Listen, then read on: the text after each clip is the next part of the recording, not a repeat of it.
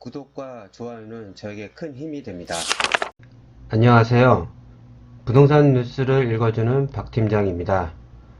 2월 9일 주말 헤드라인 뉴스를 브리핑하겠습니다.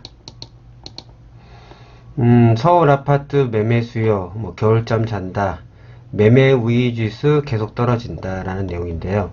제가 그동안 계속 설명드렸지만 작년 12월 16일 대책 이후 워낙 강력한 대책이기 때문에 보통 그런 대책을 내면은 한 2주부터 한 4주 안에 효과가 나옵니다. 워낙 강력한 대책이고 정부의 의지가 워낙 강하기 때문에 좀 이거는 당연하다고 생각합니다. 이러면서 매매 우위주가 떨어지면서 매매 계획은 떨어지고 전세 금액은 조금 상승을 했습니다. 어차피 봄이 오면요, 어차피 이사 수요가 많기 때문에 어쩔 수는 없습니다. 그리고 요즘 금리가 낮아지다 보니까 웬만하면 전세를 받더라도 좀 많은 금액을 받으려고 하고 또 그렇지 않으면 이제 반전세로 많이 갑니다. 우리나라도 좀 지금 현재로서는 뭐 그렇진 않겠지만 향후 뭐 10년, 20년 안에는 전세라는 단어가 사라질 수 있을 것 같습니다. 왜냐고요? 금리가 이제 거의 저금리 시대거든요.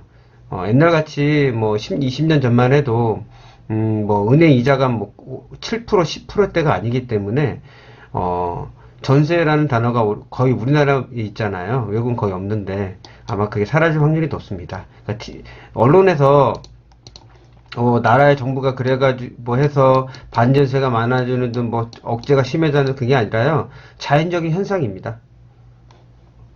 뭐 전세 놓고 싶으면 전세 놓고 월세 놓고 월세 놓고 싶잖아요. 꼭 그 12월 16 대책으로 인해서 그렇게 올라간 게 아니라 세금이 올라가서 그런 게 세금이 올라도요. 원래 있으신 분들은 전혀 상관없거든요. 흐름에서 그냥 따라가는 겁니다. 다음 뉴스 보겠습니다. 늘어난 세금, 아까 제가 말씀드린 대로 이건 그냥 정부 비판하고 싶어서 그런 거예요. 이거는 자연적인 현상입니다. 금리가 낮으니까요.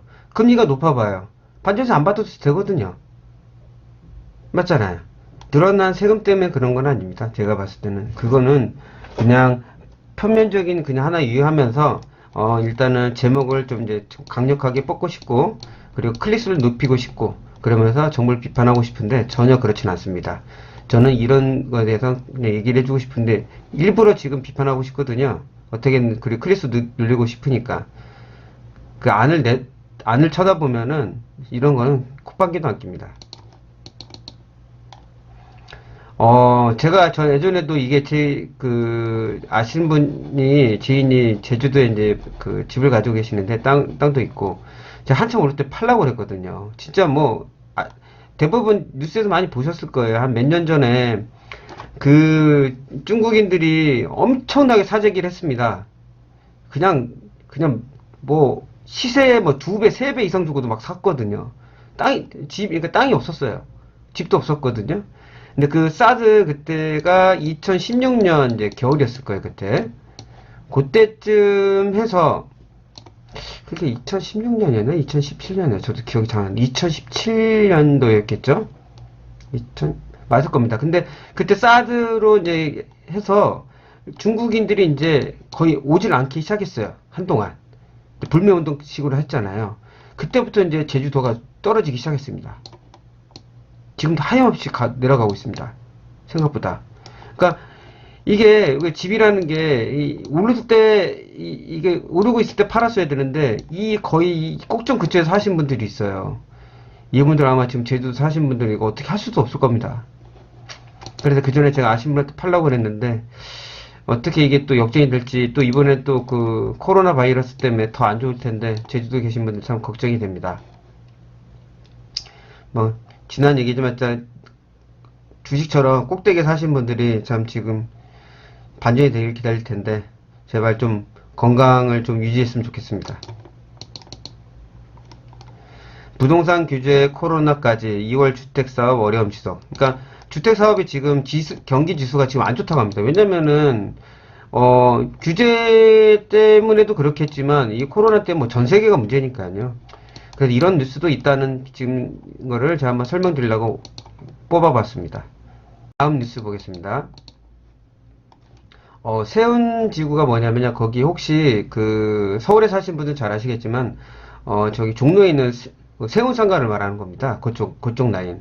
옛날에 뭐 진짜 뭐 그 우리 어른들 말씀대로 여기 로봇 특검부위도 만든다는 그 세운상가인데요.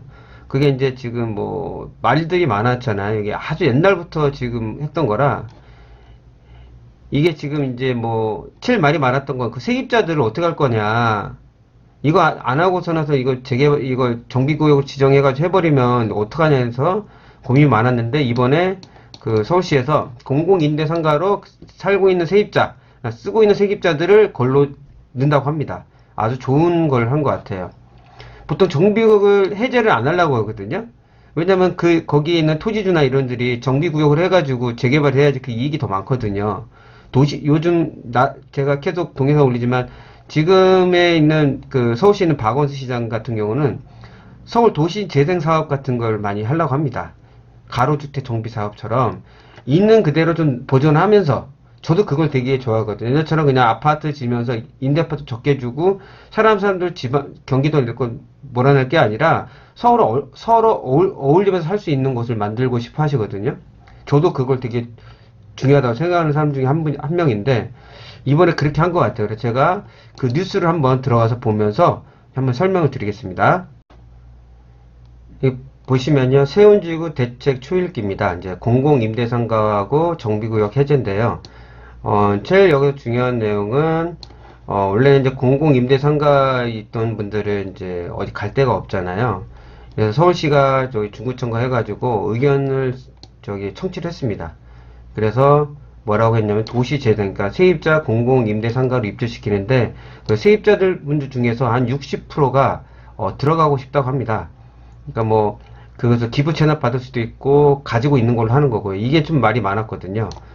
그리고 이제 사람들이 좀 일몰제 적용받는 곳은요. 이게 뭐냐면 오랫동안 하려고 했는데 지금 묶여있던 곳이에요.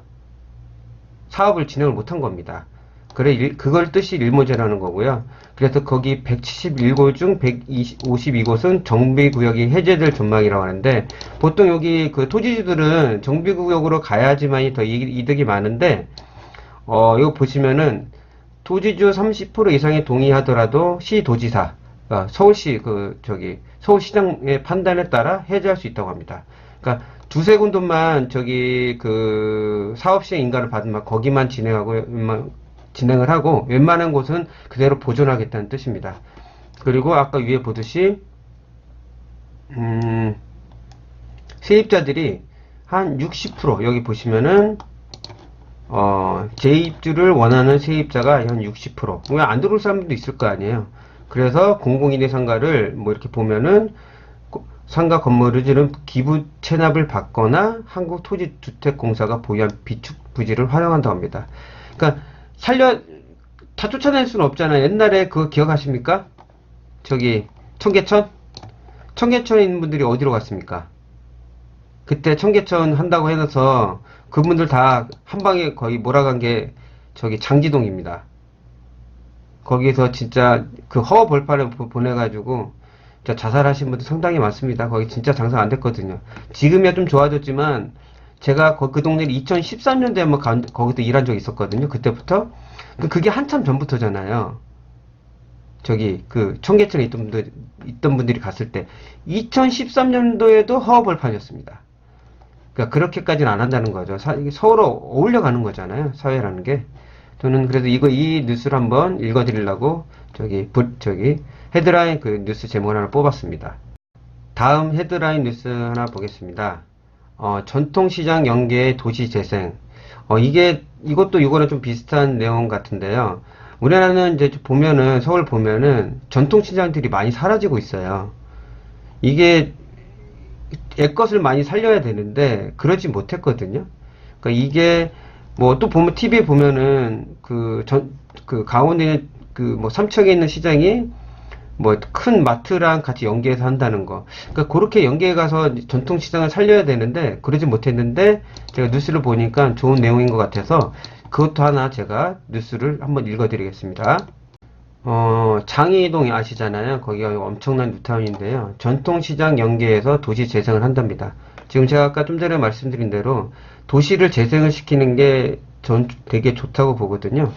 그래서 잘하고 계시는데 그 내용을 한번 제가 설명드리는 겁니다. 보시면 대상지는 성북구 장이 전통시장과 용답 상가 시장 쪽이 있어요. 이쪽에 이제 아시는 분들은 아시겠지만은 전 이제 집이 가깝다 보니까요.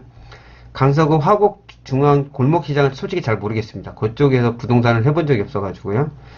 그러니까 내용들이 진짜 그 주민과 상인들이 협력해가지고 인근 재개발과 연계 등을 해가지고 필수적으로 이제 하는 겁니다. 이게 그냥 가만히 전통시장이 요즘 뭐 제가 저기 도남시장을 보면은 그 앞에 원래 그 상인들이 하다가 그 어느 한 그 건물을 롯데에서 샀어요. 롯데가 마트를 크게 들어오려고 하는 거예요. 그리고 식자재 마트도 들어오려고 하거든요. 그 식자재 마트 혹시 그 경기도권에서 많이 보신 분들 있을 거예요. 그것도 거기 큰 기업이에요. 그런 거 들어오면 그 전통시장이 살겠습니까? 그런 걸 조금 서로 어울려 가야 되는데 그런 내용들이 나온 내용입니다. 그래서 저는 이 내용이 조금 좋은 것 같아서 제가 한번 이 꼭지를 설명드린 거고요. 시간이 나신 분들 한번 읽어보면은 우리 40대 세대에서 그 윗분들은 우리 그냥 시장과 같이 연계해서 살았잖아요. 어렸을 때 시장이 없는 동네가 없으니까. 그 애것을 계속 이제 유지하겠다는 뜻이죠. 그래서 좋은 취지인 것 같아서 제가 한 꼭지 뽑아봤습니다. 이렇게 주말 그나마 괜찮은 뉴스가 여기 두 가지였습니다. 전에는 그냥 네 가지 올렸던 거는 그냥 있던 거고, 이렇게 지금 뉴스가 계속 나오고, 어떤 형태로 얘네들이 뉴스를 내보내는지 그냥 설명드린 거고요. 이 두 가지 정도는 지금 좋은 취지에서 뉴스가 나왔고, 잘 하고 있다는 거, 그거를 한번 설명드린 겁니다. 주말 잘 보내시고요. 다음에 더 나은 부동산 뉴스로 찾아뵙겠습니다.